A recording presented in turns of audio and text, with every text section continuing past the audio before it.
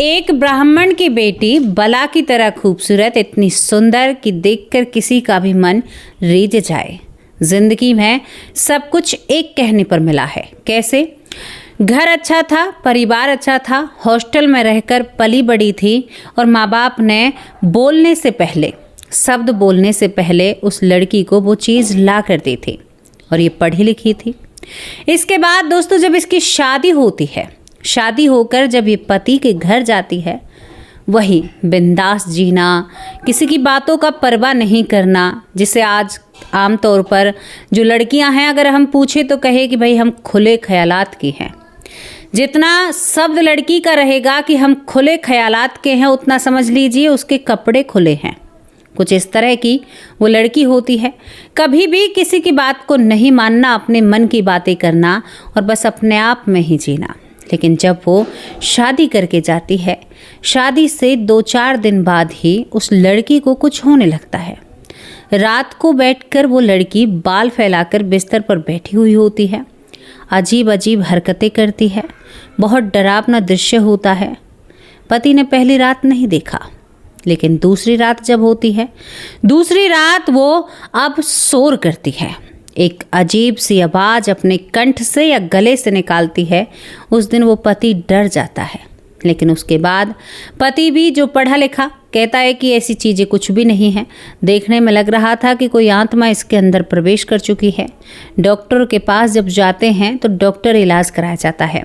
क्या सच में ही उस लड़की की मानसिकता खराब थी या दिमाग कहते हैं कि उसकी जो मानसिक रोग था उसे, या उसके शरीर में कोई आत्मा थी? दोस्तों यहाँ पर एक बात और सामने निकल कर आती है कि जो ये लड़की थी ये बहुत ही ज़्यादा ठरकी टाइप की थी। मैं आपसे कहूँ कि फुल ठरकी थी। भैया इस शब्द का इस्तेमाल कर रही हूँ तो किसी बात को देखकर कर रही होंगे। किस तरह से ठरकी थी, क्या था, भूत इसकी ज़िंदगी में था, क्या सब कुछ था, जब सुनोगे तो भैया आपको बहुत कुछ समझ में आने वाला है। और इस कहानी, इस घटना को ज़रा ध्यान से सुनना, क्योंकि जीवन में उन लड़कियों को ये कहानी ज़रूर शेयर करना जो आपके बच्चे बाहर रह रहे हैं या जो बहुत ही ज़्यादा ओपन माइंडेड हैं या बहुत ज़्यादा कहते हैं कि ऐसा कुछ भी नहीं है, आप बुढ़िया पुराण में जी रहे हो, आपकी सोच पुरानी हो चुकी है। कोई छोटे कपड़े पहनकर नाचे, अगर उस पर कोई टिप्पणी करे तो देखने वाले का कसूर होता है, ना कि कपड़े उतारने वाले का। ये सबसे बड़ा मसला है जो मुझे दिमाग में खटकता है और कभी कभी मन करता है कि उन लोगों को जवाब दूं कि भैया तुम ऐसा। बहुत सारी महिलाओं ने कहा कि अगर सामने लड़की के कपड़े छोटे हैं तो देखने वाले इंसान की मानसिकता गलत है। क्यों भाई? इंसान कच्छे में घूमे, लड़का कच्छे में घूमे तो क्या तुम्हें पसंद आएगा? फिर तुम्हारी सोच में गलत होगी अगर तुम उसके ऊपर टिप्पणी करोगे। सोच समझ कर बात किया करो, क्योंकि देश आज़ाद है और सभी का बराबर का हक है, लेकिन हमारे देश में महिलाओं को ज़्यादा बहुत कुछ मिल रहा है।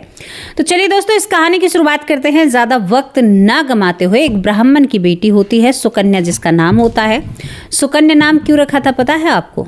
बहुत खूबसूरत थी, नाजुक, अनमोल, लाड़ प्यार से पली बड़ी, जिसका कोई भी मुकाबला नहीं था, शायद बहुत खूबसूरत थी। सुकन्या धीरे धीरे जब बड़ी होती है तो फरीदाबाद, दिल्ली के पास जो फरीदाबाद है हरियाणा का, दोस्तों यहाँ पर जो फरीदाबाद पड़ता है उसकी ये रहने वाली थी। फरीदाबाद की रहने वाली सुकन्या होती है। सुकन्या जो खूबसूरत, माँ बाप जिनकी एक बेटी और एक बेटा होता है। सुकन्या का एक भाई भी होता है।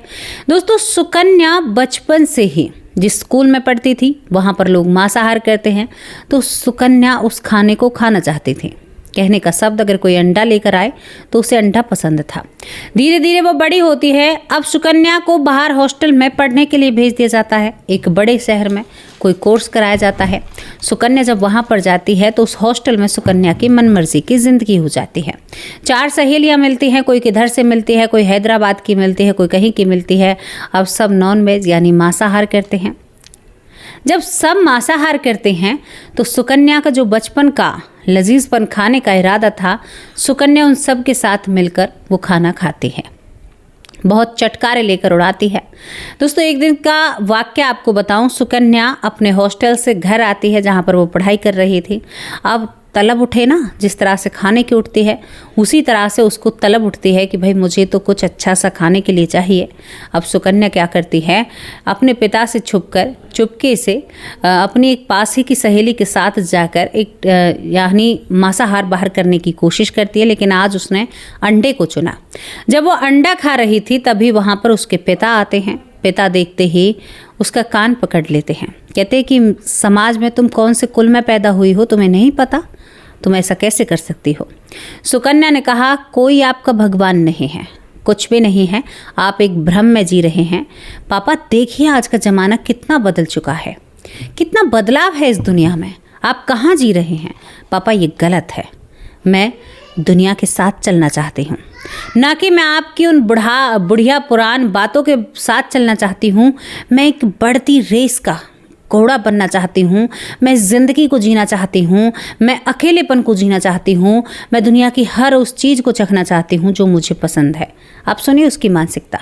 पापा को टाल दिया, पापा ने उस अंडे को फेंक दिया। कहा कि हमारी इतनी पीढ़ियाँ निकल गई, किसी ने हाथ भी नहीं लगाया, और तू ये शौक कब से पालते हैं। सुकन्या को जब घर ले जाया जाता है तो सुकन्या से बहुत ज़्यादा पूछताछ की जाती है कि भाई तुम कब से शुरू किया, क्या किया। लेकिन वहाँ पर तो भैया कुछ और ही निकलता है। सुकन्या ने कहा कि पिताजी ये तो केवल अंडा था, मैंने मांसाहार भी किया है, मुर्गे का भी सेवन किया है, बकरे का भी किया है, और तो और मैंने शराब का भी सेवन किया है, यानी बियर की बोतल गटकी है जनाब। क्योंकि पिता छानबीन करता है तो ये खुले ख्यालात की लड़की एकदम से बौखला जाती है और गुस्से में सब कुछ अपने पिता के सामने बखान कर देती है। पिता कहता है कि तेरा नाम रखने का कोई फ़ायदा नहीं, सुकन्या नाम को भी तुमने लजाया, तुम बहुत वाहियात और बदतमीज़ बेटी हो। ऐसी बेटी पाकर मैं धन्य नहीं हुआ, पाप का भागी बन गया। बेटी ने कहा तुम्हारे ख्यालात गलत हैं पापा, आपकी सोच गलत है, दुनिया कहाँ से कहाँ पहुँच गई है। दोबारा हॉस्टल लौट जाती है। दोस्तों वहाँ पर रहती है। एक बाप जो मजबूर हो जाता है बेटी को रोकने से, बेटी कभी कभार बियर का भी सेवन करती है। चलिए अब विवाह की बारी आती है। अब क्या होता है कि सुकन्या ने अपनी मर्जी से एक लड़का पसंद किया। दोस्तों लड़का जब वो पसंद करती है तो उस लड़के से वो विवाह रचाना चाहती है। अब इतनी ज़्यादा ओपन माइंडेड, इतने खुले ख्यालात की पिता से कहा कि मुझे शादी करनी है और शादी तो मैं उसी लड़के से करूँगी। पिता ने बहुत सपने सजाए, लेकिन अपनी इज्जत मान मर्यादा के चलते बेटी के सामने पिता ने घुटने टेक दिए, जो कहीं ना कहीं सही भी था। क्योंकि देखो आजकल बच्चे के विपरीत जब चलते हैं तो बच्चे भैया तुम्हारे ही मारने की प्लानिंग कर लेते हैं। वो माँ बाप नहीं देखते, वो ढूंढते हैं कि माँ बाप कैसे मरेंगे और कैसे हम आगे चलेंगे। तो यहाँ पर एक पिता ने सही समय पर फैसला लेते हुए उस लड़की की शादी उस लड़के से करा दी। सुकन्या को लेकर वो वहाँ से चला जाता है। सुकन्या अपने घर में जाती है। शादी होने के बाद जब मनमर्जी लड़के से शादी हुई है तो वहाँ पर तो मनमर्जी चलेगी। अब सुकन्या सुबह 8 बजे नींद खुलना, रात को पति के साथ एक पार्टी जैसा माहौल, कहीं से भी संस्कारी या एक अच्छे खानदान वाली वाइब्स या फीलिंग वहाँ पर नहीं आ रही थी। सुकन्या ने आज रात को जो अपनी पहली नाइट होती है उस दिन भी उसने, जो मैं आपसे क्या कहूँ, बियर का सेवन किया। पति खुश था, वो भी खुले ख्यालात का था। धीरे धीरे 2 दिन निकलते हैं। दोस्तों सुकन्या को अब शरीर में दर्द होने लगता है। दर्द कैसा? सुकन्या बिस्तर पर बैठती है, बाल आंखों पर पड़े हैं और दीवार की तरफ मन्नाने लगती है, यानी घूरने लगती है। अब आप सोचिए उस मंजर को। आज ये पति नहीं जगा है, दूसरी रात होती है। दूसरी रात आज दीवार को घूरना नहीं है, उस दीवार को नाखून से खुरेचना है। यानी एक इतने खुले दिमाग की लड़की के साथ ऐसा कैसे हो सकता है भैया, जो भगवान को ही नहीं मानती। कहती कि भगवान क्या चीज़ होते हैं, भगवान कुछ नहीं होते, केवल हमारे मन का वहम है। अब वो दीवार से जो पेंट होता है उसे खरोच देती है तो नाखूनों से खून आ जाता है। सुकन्या जब ये कर रही थी, जब घर्षण या कुछ ऐसी चीज़ें होती हैं तो पति की आंखें खुलती हैं। सुकन्या तुम्हें क्या हुआ है, आज तुमने मेरे बिना क्या टल्ली हो गई हो, ये शब्द होते हैं। सुकन्या उसकी तरफ घुर्राती है और एक ही लफ्ज़, अपने बिस्तर पर जाओ, मुझसे क्या लेना है तुम्हें। पति घबरा जाता है। मर्जी की शादी भैया, किसी को शिकायत भी नहीं कर सकते। करीबन 2-3 साल का प्यार था, 2-3 साल से साथ रह रहे थे और शादी से पहले भी ये सब कुछ हो चुका था, लेकिन अब ये क्या है। सुबह होती है, सास दीवार को देखती कहती कि बेटा ये क्या है। सास भी बहुत खुले ख़यालात की थी। उसने कहा, माँ पता नहीं सुकन्या को क्या हुआ, सुकन्या ने इस दीवार को खरोच दिया इतनी बुरी तरह से। तभी माँ कहती है, क्या कह रहा है। तीसरा दिन आता है। तीसरे दिन सुकन्या सोती ज़रूर है, लेकिन वही रात को 12:30 बजे फिर बिस्तर पर बैठती है। और दोस्तों, आज उसने क्या किया, पैर बिस्तर के ऊपर, बेड के ऊपर, सर बेड के नीचे, यानी हथेलियों पर रखकर और अजीब अजीब ऐसे लंबे लंबे सांस ले रही है, अजीब सी आवाज़ निकाल रही है। पति डर कर एक कोने पर बैठ जाता है। माँ माँ जल्दी मेरे कमरे में आओ। माँ भागी दौड़ी आती है, देखती है तो बहू ऐसी हालत में, हथेलियाँ मुड़ चुकी थी, नाखून जो घायल थे, जख्मी थे, बहुत बुरी हालत थी।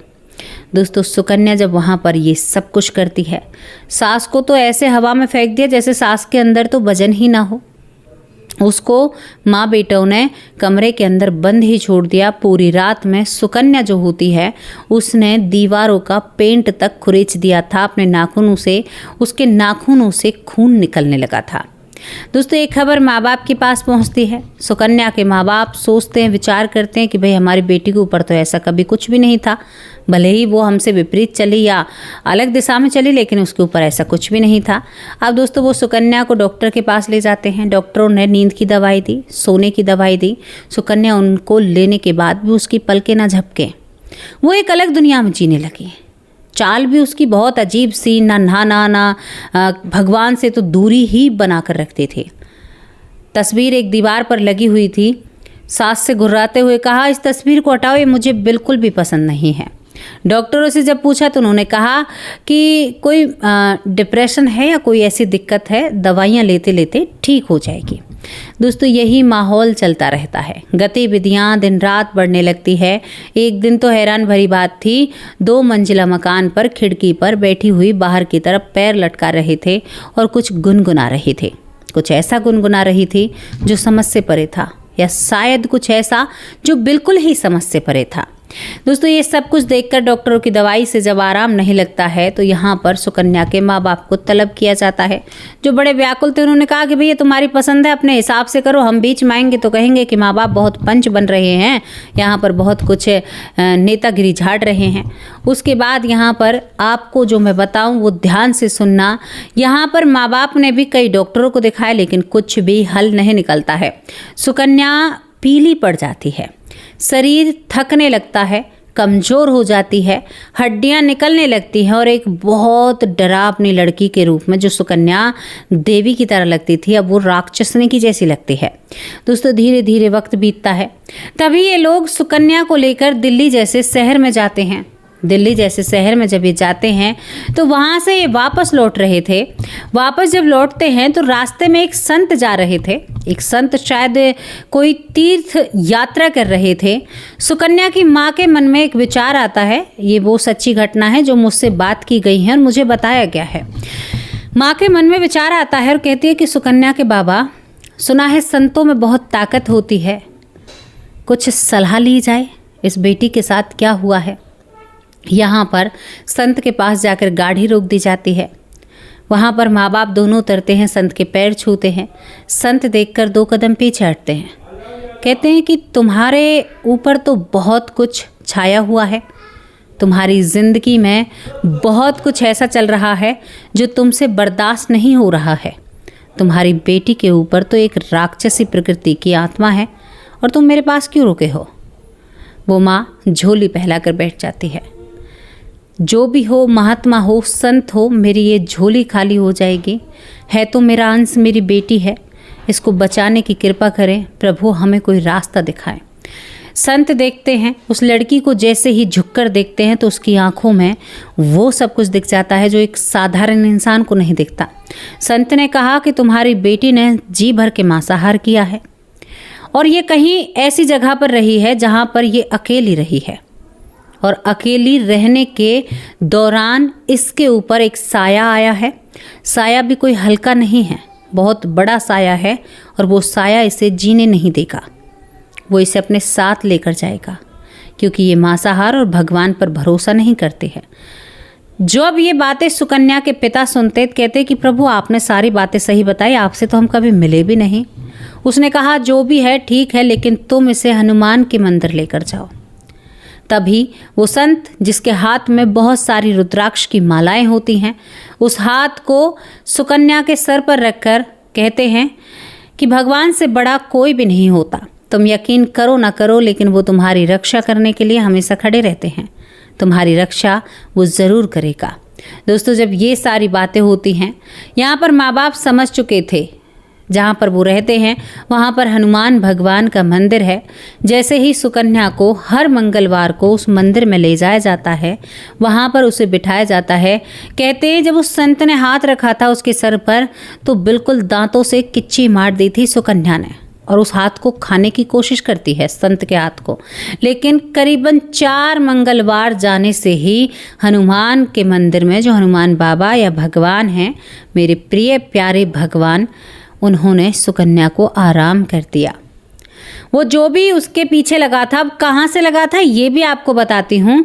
मैंने एक बात बताई थी कि सुकन्या अंडे खाते हुए पिता ने पकड़ लिया। छुट्टियों में वो घर आई, पिता से लड़ाई करके वो वापस हॉस्टल जाती है, लेकिन वो सबसे पहले पहुंचती है क्योंकि सब लड़कियां छुट्टियां मना रही थी। सुकन्या सबसे पहले जाती है। अब सुकन्या जब अकेली होती है तो वहां पर काम करने वाले लोग थे जो अपनी जिम्मेदारी निभा रहे थे। सुकन्या अपने कमरे में जब अकेली होती है तो जी भर के मांसाहार करती है। किसी दिन मुर्गा खाती है, किसी दिन अंडा खाती है, और वहां पर अकेली उठती बैठती है। वहीं से उसके ऊपर कोई साया जो ऐसा मंडराया कि उसके इतने पल खराब कर दिए कि वो खुद नहीं समझ पाती है कि वो क्या कर रही है, क्या नहीं कर रही। लेकिन दोस्तों, कमाल की बात, किसी भी तांत्रिक का या किसी की भी ज़रूरत नहीं पड़ी। ये कितनी भयानक आत्मा जो ऐसे निकल जाती है, ऐसे चली जाती है, मानो सुकन्या की ज़िंदगी में कुछ हो ही ना। 6 महीने बाद जिस सुकन्या के अंदर जब टेस्ट कराया करते थे खून नहीं था, 5 पॉइंट खून रह चुका था, पूरा 13 से 14 पॉइंट हो जाता है। वही सुकन्या खूबसूरत लगने लगी थी। दोस्तों, जब ये सब कुछ होता है तो सुकन्या का मांसाहार सब कुछ छूट जाता है। जो सुकन्या अपने घमंड में जिया करती थी या अपने आप को कुछ समझा करती थी, उसी सुकन्या के सामने भगवान जब एक ऑप्शन आता है, चरणों में गिरकर माफ़ी मांगती है क्योंकि उसका शरीर जो उसने देखा ऐसा नहीं था। उसके बाद उसका पति, जो पति होता है, वो भी शराब के सेवन को छोड़ता है। जो सुकन्या होती है वो बिल्कुल उन चीज़ों से दूरी बना लेती है। सुकन्या उस घर को, जिस घर में सारी चीज़ें अलाउड थी, पंडित होते हुए भी उस घर में दोबारा से एक ऐसी सुगंध फैलाती है जिससे मानो इस घर में कभी भी मांसाहार का भोग हुआ ही ना हो। वहाँ से शराब सब कुछ हटा देती है और अपने जीवन की नई शुरुआत करती है। दोस्तों, ये वो घटना थी जो घटना हमें लिखकर भेजी सुकन्या जी की माँ ने। कहा कि बेटी, मैं ज़्यादा इसलिए नहीं कर सकती क्योंकि ब्राह्मण कुल से हूँ, लोग मजाक बनाएंगे अगर मेरी बेटी का या हमारा फ़ोटो देखेंगे या हमारा नाम देखेंगे, लेकिन मैं आपकी वीडियो बहुत देखती हूँ। फेसबुक पर जब से आप वीडियो डालती हैं तो आपकी वीडियो के साथ जुड़ी हुई हूँ और हर रोज़ एक नई उम्मीद हमें मिलती है। जब आपकी स्टोरी सुनी, आपकी घटनाएं सुनी, तो ये घटना हमारे जीवन में जो थी, ये हमें लगा कि आपको बतानी चाहिए। इसी वजह से आपके सामने इस बात को रखा है। इसे गोपनीय बनाते रखते हुए इस घटना को लोगों के सामने आए, तो हमने गोपनीय बनाने के लिए इस घटना को पूरी कोशिश की है और आप लोगों के सामने रखा है। तो इसमें से आप कुछ ना कुछ ज़रूर सीख सकते हैं। और क्या कहना चाहोगे सुकन्या की माँ को, जो बार बार प्रयास करती रही। कहते हैं कि माँ कभी नहीं थकती है बच्चे को सही रास्ते पर लाने पर। तो दोस्तों, जैसी भी आपको स्टोरी लगी हो, अपनी राय लिखकर ज़रूर भेजना। अब आप लोगों से विदा लेती हूँ। कल हाजिर होंगे एक सच्ची अच्छी स्टोरी के साथ। तब तक के लिए नमस्कार, जय हिंद, जय